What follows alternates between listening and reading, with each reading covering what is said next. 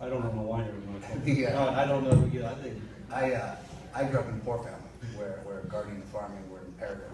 That we weren't just organic by what we did because of health reasons. It was cheaper for your son to get out there with a shovel and take care of a weed Yep. than it was to spray something on it.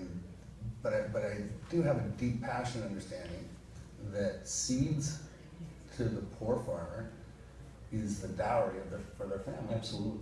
And we were big seed savers on our side. Not seed saving to have a crop for next year.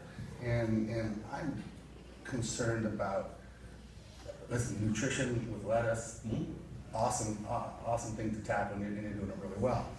Again, the unintended consequence of a poor farmer having to buy their seeds every year and they can't do it, goes at the core of my mission statement of having a relationship with your food. If agribusiness gets bigger, whether it's organic or not, it's hard to have a relationship with that passionate person on the other side.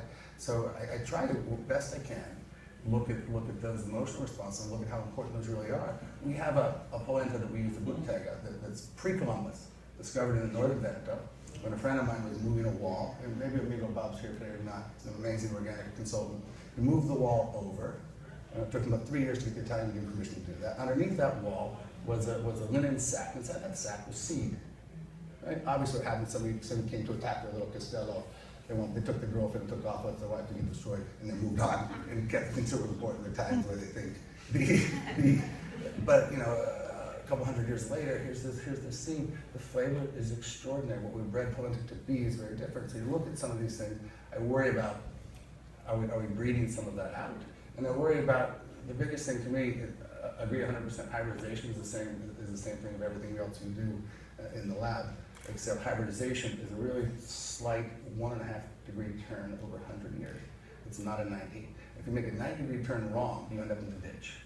Let me just cover a couple of points because they're really important in the discussion. So we sell our seeds all around the world, and what might surprise everybody here is we actually sell more seeds now outside the United States than we do in the United States, and some of our biggest markets are in South America, or in India, or in China. Here's the way I would describe kind of pulling all this together.